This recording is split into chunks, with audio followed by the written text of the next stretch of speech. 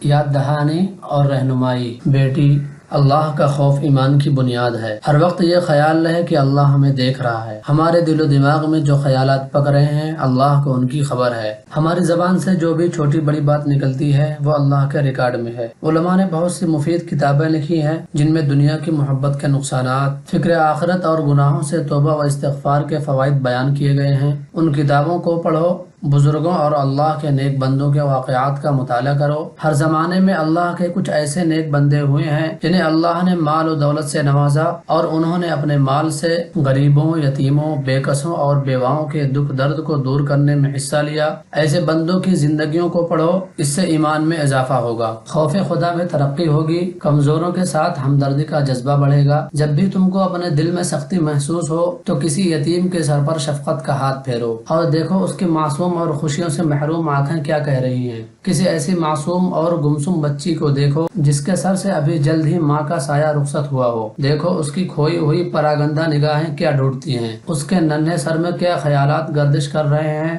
گرد و پیش بکھری ہوئی ان درد بھری داستانوں کو پڑھو تاکہ عبرت ہو، دل میں اللہ کے انعامات کی قدردانی کا جذبہ بیدار ہو اور اپنی جان و مال اور اولاد کے بارے میں دل میں اللہ کا خوف پیدا ہو۔ بیٹی، اللہ کی رسی کو مضبوطی سے تھامے رہو۔ اللہ تعالیٰ ہی تم کو سیدھا راستہ دکھائیں گے اور ہر غم اور پریشانی سے تم کو نجات دیں گے اور تمہارے گناہوں کی پردہ پوشی کریں گے۔ بیٹی، سمجھدار خاتون وہ ہے جو اپنی دنیا سے زیادہ اپنی آخرت کی فکر کرے اور اس کی تیاری میں سرگرم عمل رہے، اور جو عورت آخرت سے غافل اور ٹال مٹول کرنے والی ہوتی ہے وہ تو بس دنیا فانی اور اس کی وقتی لذتوں کی فکر میں لگی رہتی ہے، اور یہی اس کی زندگی کا ہر دم کا مشغلہ اور رات و دن کا اوڑھنا بچھونا ہوتا ہے۔ بیٹی، سمجھدار عورت اپنے ارد گرد پیش آنے والے واقعات سے نصیحت حاصل کرتی ہے، اور جو جاہل اور ناسمجھ ہوتی ہے کچھ بھی ہوتا رہے اسے کوئی فکر نہیں ہوتی۔ موت اور بیماری سب سے بڑی عبرت کی چیز ہے، اور یہ ایسا سامان عبرت ہے جو انسان سے بالکل قریب ہے۔ اپنے گرد و پیش نظر اٹھا کر دیکھو، موت کس طرح چھوٹے بڑے، امیر غریب، مرد اور عورت کی بساط زندگی کو لپیٹ کر رکھ دے رہی ہے۔ کچھ نہیں معلوم تمہاری یا تمہارے کسی چہیتے عزیز کی باری کب آ جائے۔ موت برحق ہے، لہذا ہوشیار اور چوکنی ہو کر زندگی گزارو، اور نادان، نیکی میں کوتاہی کرنے والی اور توبہ میں ٹال مٹول کرنے والی ہرگز نہ بنو، ورنہ موت آنے پر پچھتانا پڑے گا، اور اس وقت کا پچھتانا کچھ بھی کام نہ آئے گا۔ بیٹی،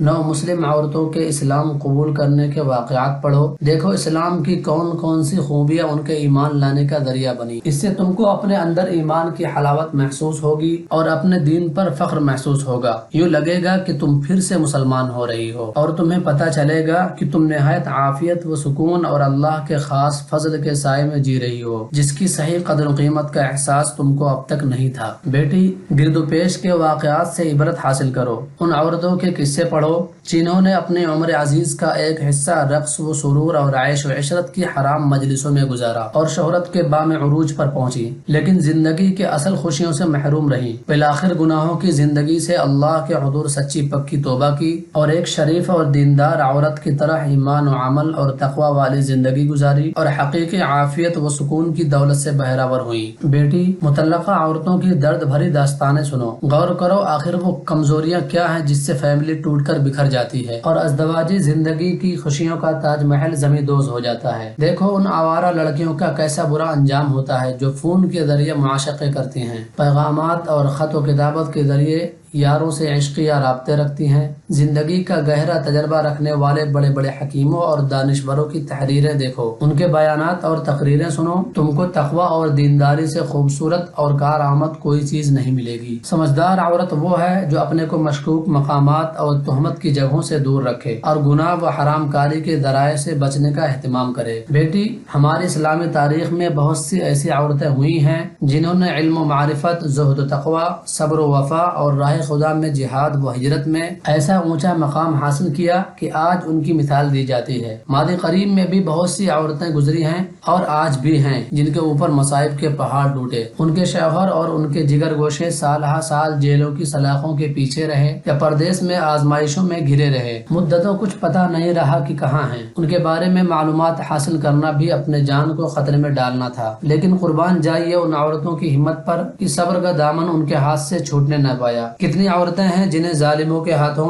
ایسے لرزہ خیز اور وحشیانہ مظالم سے گزرنا پڑا کہ قلم ان مظالم کی ہولناکی اور لرزہ خیزی کے تصویر کھینچنے سے قاصر ہے۔ جب تمہیں آزمائشوں کا سامنا ہو تو اس طرح کے واقعات کو یاد کرو۔ جب بھی تم پر کوئی مصیبت پڑے تو اس سے بڑی مصیبت کو یاد کر کے اپنے کو تسلی دو، سکون اور راحت محسوس کرو گی۔ بیٹی، ابھی تم کم عمر ہو، ابھی سے اس کا اہتمام کرو کہ اپنے اندر جو بھی بری عادت نظر آئے اسے چھوڑ دو، ورنہ عمر بڑھنے کے ساتھ ساتھ یہ بری عادتیں بھی بڑھتی چلی جائیں گی، پھر ان کا چھوڑنا دشوار ہوگا۔ بری عادتوں کے چھوڑنے کا طریقہ یہ ہے کہ آدمی اپنے دل میں ان عادتوں کے چھوڑنے کا سچا اور مضبوط ارادہ کرے، پھر اللہ سے دعا کرے اور اس سے مدد مانگے، اور اپنے آپ کو شریفانہ اور اچھے کاموں میں مشغول رکھے۔ بزرگوں اور اللہ کے نیک بندوں کے حالات و واقعات پڑھے جنہوں نے اپنے کو برے اخلاق اور گندی عادتوں سے دور رکھا۔ نیکوں کے حالات پڑھنے سے نفس میں بھلے جذبات پیدا ہوتے ہیں اور انسان میں سلامتی اور محبت پروان چڑھتی ہے، دل گندگیوں سے صاف اور نورانی ہو جاتا ہے۔ بیٹی،